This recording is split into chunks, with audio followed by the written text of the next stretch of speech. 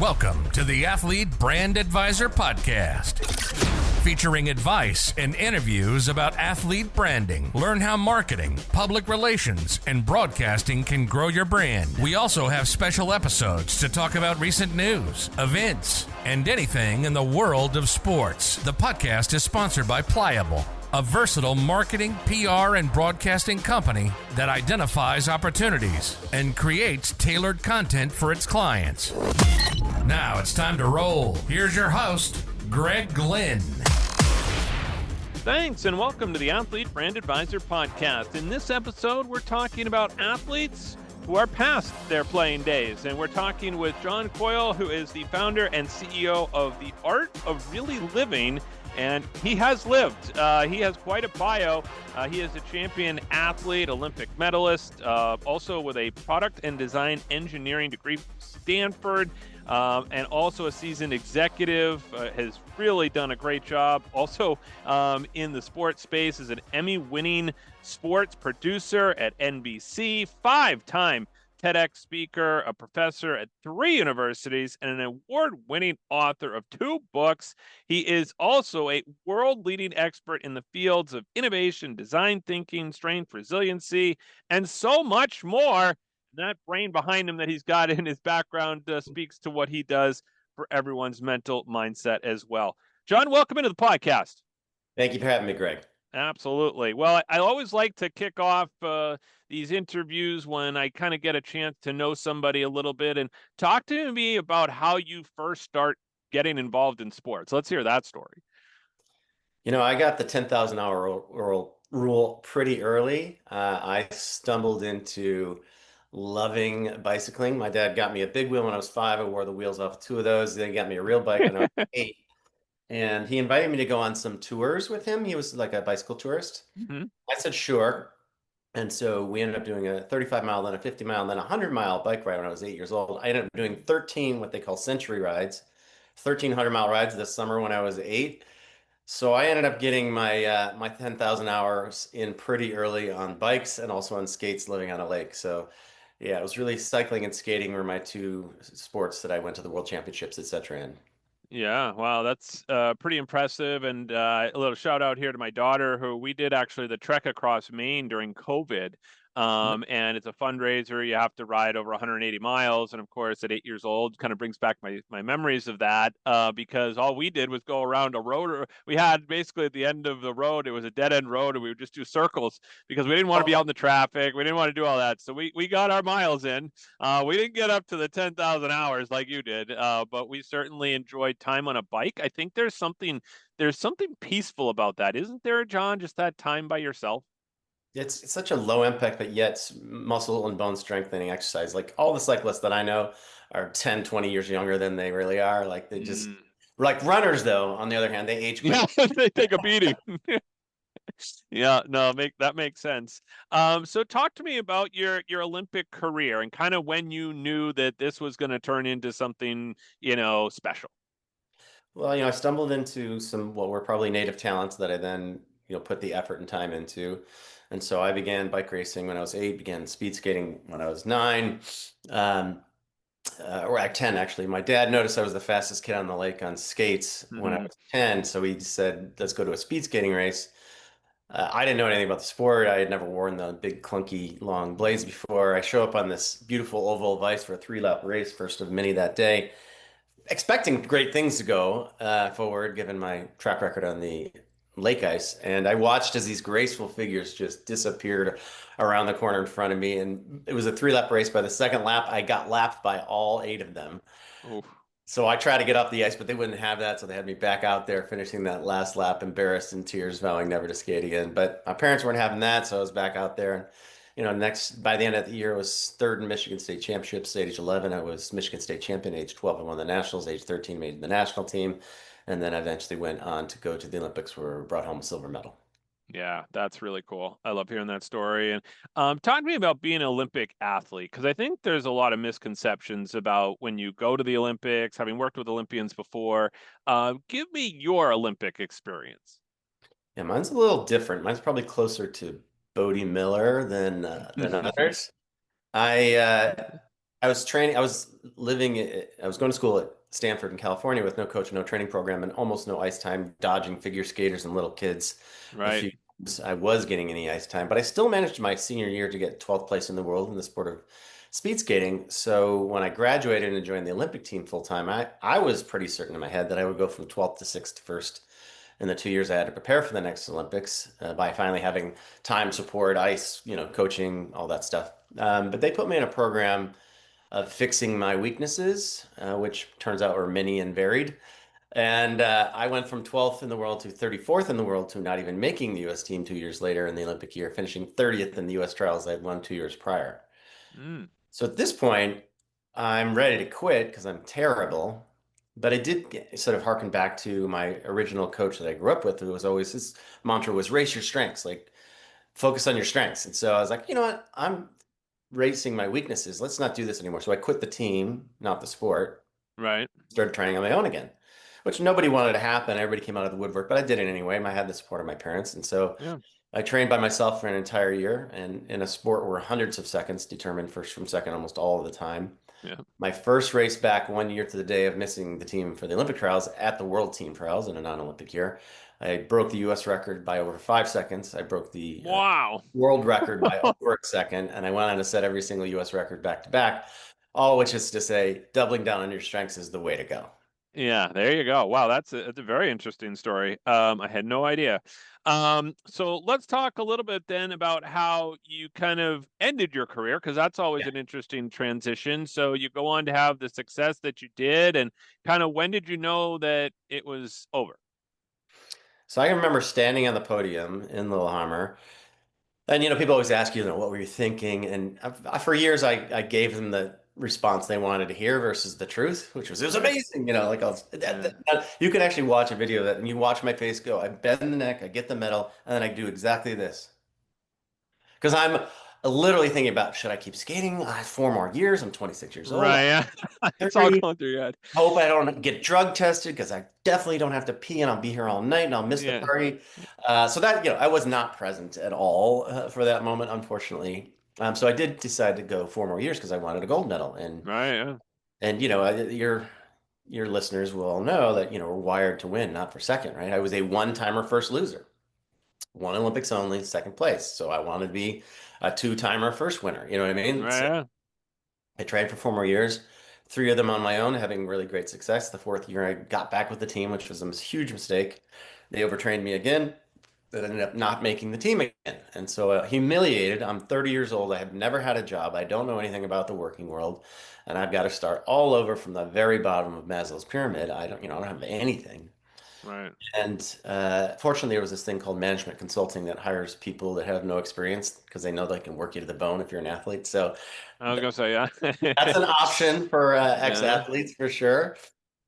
So I went and I did my first year at Goldman Sachs, spent time at Enron and other companies, and rebuilt my career. But really, the defining moment, and I'm getting to what I think your listeners really need to hear is your identity tends to get anchored to your sport, but it is not forever. And you're going to have to develop a new identity, and you're going to have to figure out how to do that. And it's not an easy trail for anybody, but I will, if I may, I'll tell you in short order how it happened for me. And it happened in about 20 seconds, and it was because of somebody else. So, one timer, first loser for about a decade. And then NBC says, hey, we be our analyst for the Olympics. And I couldn't say no to that. So, I'm back at the Olympics 8 years later. Interviewing the parents and coaches. That was my job to feed the commentary people the information about what's going on. And 16 days of the 17 days of the Winter Olympics, I'm still a one-time first loser in my head. But we're at dinner the night before the gold medal round, and one of the parents is sitting across from me at dinner, and he looked at me nervously and he said, I need to talk to you. And I was like, what did I do? Like, he's making me nervous. Yeah. So we Yeah. walk away from the table, and then he said to me, John, I just want you to know that we wouldn't be here right now if it wasn't for you. I said, I don't know what you mean. He said, you won't remember probably, but 12 years ago, after you won your silver medal, you brought it to a little reception in Bay City, Michigan. I brought my son Alex. He was 11 at the time. He'd never skated before in his life. You sign an autograph, you put your medal around his neck. The next day, he joined the Bay City Speed Skating Club, and tomorrow he's skating in the gold medal final. Oh my word. Wow. That's My powerful. entire life changed in 20 seconds. I went from That's crazy. one-timer first loser that it didn't matter Yeah.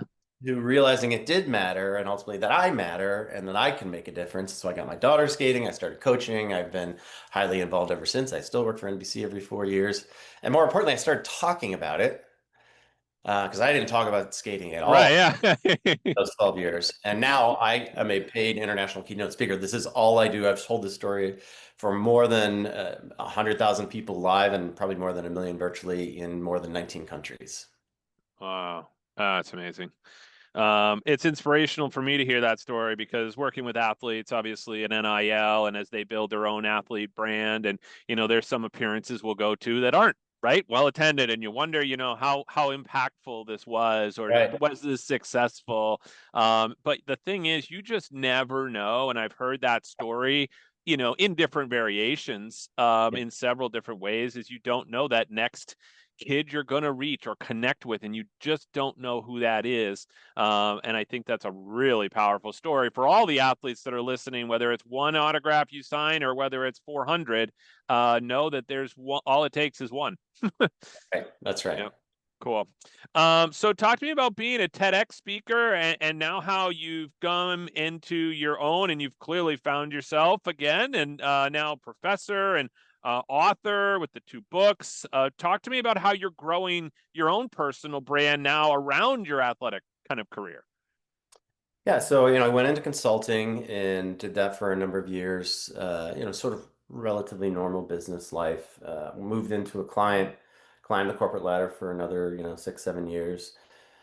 Decided that was too routine and boring for me. Went back to consulting for a couple of years, and then about I think it's 11 years ago, I was telling a story in a meeting, um, part of the story that I shared with you, and somebody said that would make a great TED Talk, and I was like, well, I have no idea how to do that, and I will never do that.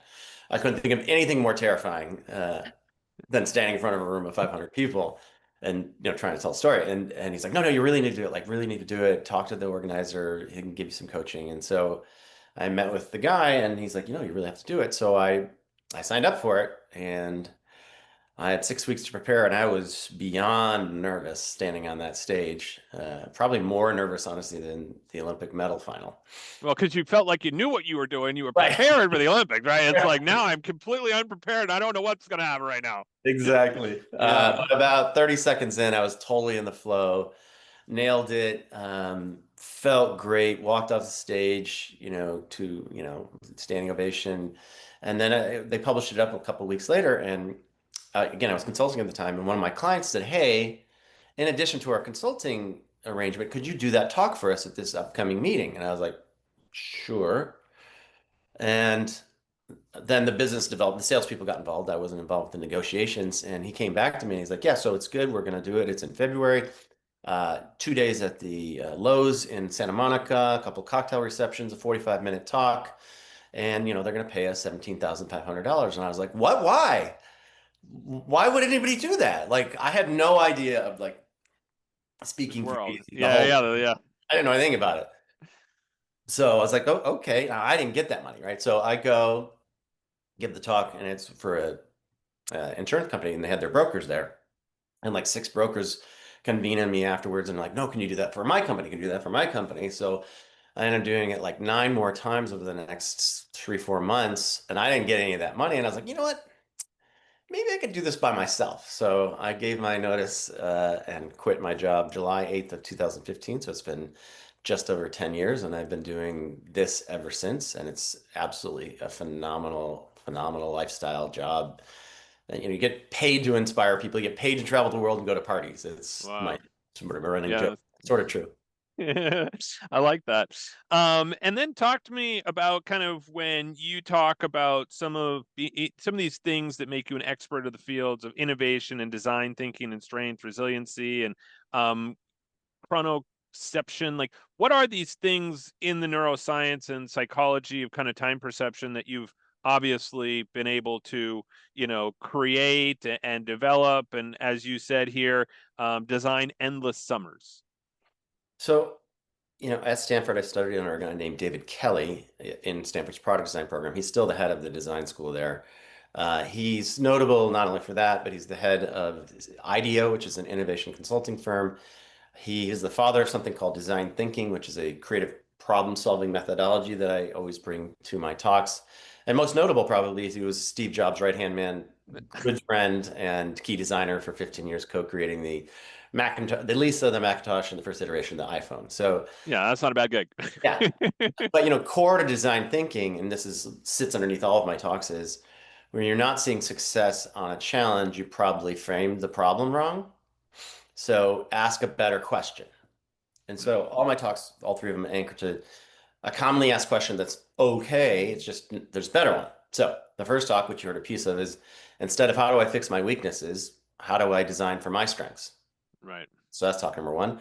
Talk number two, it still brings in athletics, and all of your athletes will know this, though they may not realize it. So I'll help them. Instead of how do I reduce stress to perform better, which seemingly everybody in the business world is trying to do, how do I perform better under greater stress and learn to like it? Which is what athletes have been doing for millennia, right? Yeah, I was gonna say, yeah. Like we take on more weights, more stress, more miles, more meters, more everything. And when you get better at it, you learn to like it because it's a game. And so part of that talk is how do you gamify stress and change your actually your neurochemical balance in your brain is fundamentally different when you make something into a game versus viewing it as a threat or a challenge. So that's that talk. And then the last talk, my favorite, is, and it's a big, big question, but if 98% of adults feel that time accelerates the older you get and that summers feel shorter than forever, how do we slow that down? Instead of more years in your life, how do you experience more life in your years? How do you slow, stop, and reverse the perceived acceleration of time most adults feel and experience the endless summers of youth again? And as it turns out, it's completely possible. Yeah, wow. Well, I love the way that you have shifted the mindset for people because I've found that as well, that when I feel like I have so much to do, I end up using kind of that athlete mentality, which is, okay, I need to get all this done. How am I going to perform at the top of my game? What can I do to be better at this? And instead of maybe doing something one way, I'm like, all right, well, if I'm going to cut back on time to be able to do something more efficiently, this is what I need to do. And it almost comes out because you realize when you are under this stress to be able to figure out what you need to do. And I think that if athletes could tap into that as part of, their jobs that they're going to have and things like that, they will excel, much like many athletes do in their careers because they have that positive mentality. Number one, I think that's important, is to be able to tap into that positivity rather than negativity, and then also be able to transition and say, okay, how am I going to make this better, right? Rather than give up and say I can't do this anymore. So I love what you're saying. So all right, so let's give people some more information on how they can connect with you, with being able to, obviously, you've got so many different things going on, from the TED Talks to the books. Talk to me about the books real quick. I'm just excited to hear your thoughts on what you've been able to accomplish, as an author. So my first book was a poetry book of all things. So that's, kind of its own thing, but it's all about time and how we experience time. Yeah. It's called The Time Manifesto. The second book, and the third book's in the works, but the second book is called Design for Strengths, Applying Design Thinking to Individual and Team Strengths and Weaknesses. And we talked a little bit about that. Yeah. And then the third book, which is in the works, is called Counterclockwise, How to Slow the Acceleration of Time. So that one's in the works, but I do love writing. I mean, 20 years ago, I was in a business meeting and they asked the room like they do, what would you be doing 10 years from now if you could do anything? And most people gave the pat answers of, I'll be the CEO or, I'll be retired on the beach or something. And I literally just said, okay, no, if I could do anything, I get paid to travel the world, have adventures and write about them. So that now is true for the last 10 Yeah. years. And I've really had a great, great decade of really getting to see the world and meet some amazing people. Wow, that is cool. All right, so how would you like people to get in touch with you, get more information about your books, about your speaking engagements? Hit us with it. Easiest way is just my website, which is just my name, John K. The K is important, Yeah. Coyle.com.